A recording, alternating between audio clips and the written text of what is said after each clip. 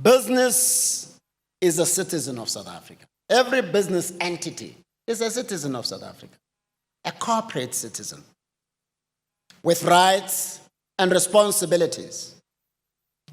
So ethical leadership, a critical imperative for business, enjoins business that is ethical, not only to familiarize itself with our history and the critical aspects of it that remain unaddressed and are lingering on and could frustrate our future,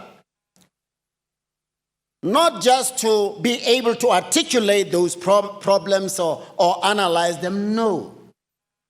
To find a peaceful and enduring solution, a lasting solution for those problems. Now, what is it in the business sector, based on the comparison between ethical and unethical leadership, that we should use or embrace ethical leadership in order to address? Well, I think the question is, what is our history like? Where do we come from? And where are we? We had a terrible system. And by the way, it matters not to me whether you choose to call me a politician or not. It's okay. We live in a country where there is freedom of expression. And everybody must criticize whoever they don't agree with. This thing of being touchy about criticism is just not right. We come from a background where racism caused black and white people to be at each other's throats. Meaning, if as leaders who care about others, leaders of integrity and honest leaders, we don't see it as our responsibility to deal with this problem,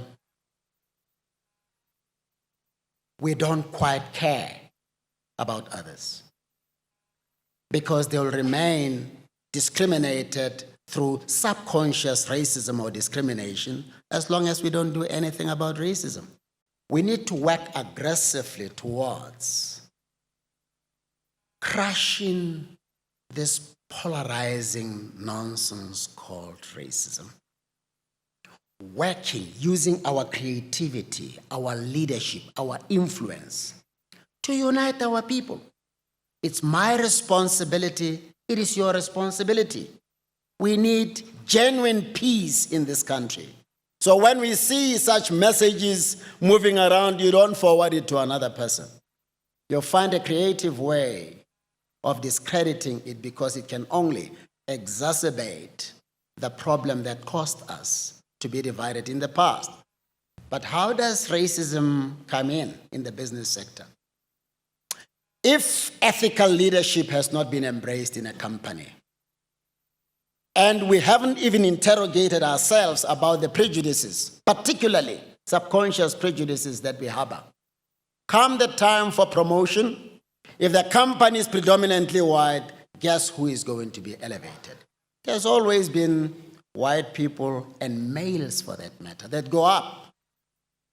So we have failed. What people are complaining about in the corporate sector, that the top leadership is white male, is not something to condemn one another about. It is something that demands of us as leaders committed to ethics to say, but something is wrong here. We cannot, after 25 years, if we were working on this problem deliberately to make sure that we heal, as the preamble to our Constitution demands of us, the divisions of the past, we cannot fail in 25 years to bring about meaningful changes. Why do we see one article after the other in the newspaper about this? It must embarrass all of us. But a gathering like this serves the purpose of leaving us challenged to want to do something about it.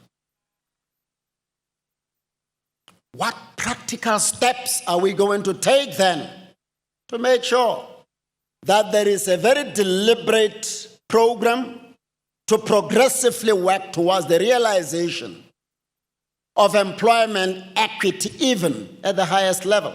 And I'm not talking tokenism.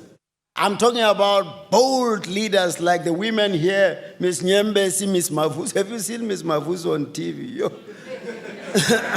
It's not an easy thing to have a debate with her. Now, that's what you need. So when talent like this emerges, don't suppress it.